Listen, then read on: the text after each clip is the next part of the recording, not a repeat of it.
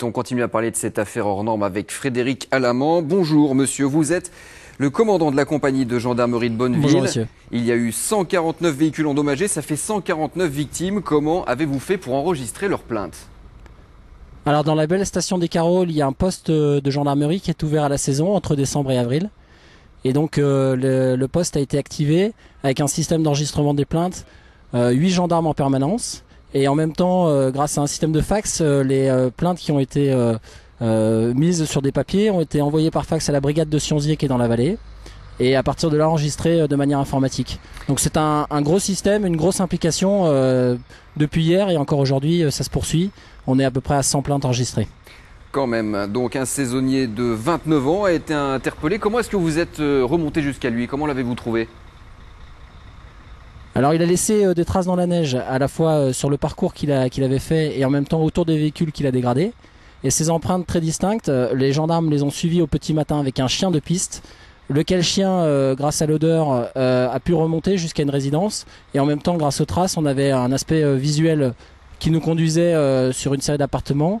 Et c'est à ce moment-là qu'un individu qui sortait vers 8h45 a été interpellé.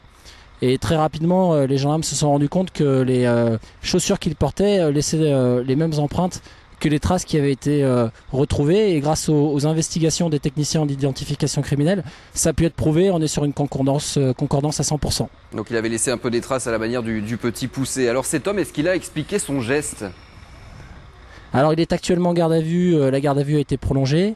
Pour l'instant, il n'explique pas son geste. Mais nous avons quand même des éléments qui permettent de dire qu'il était présent. Et en même temps, l'itinéraire, c'est entre l'hôtel où il travaillait et son habitation à 2 km plus bas.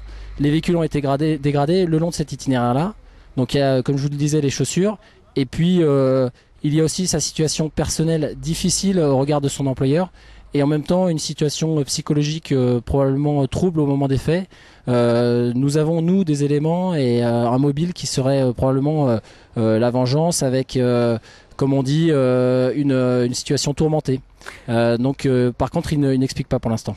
D'accord, la vengeance. En tout cas, c'est un geste qui lui risque de lui coûter 2 ans de prison et 30 000 € d'amende. Merci beaucoup, commandant Frédéric Alamand, d'avoir répondu à nos questions.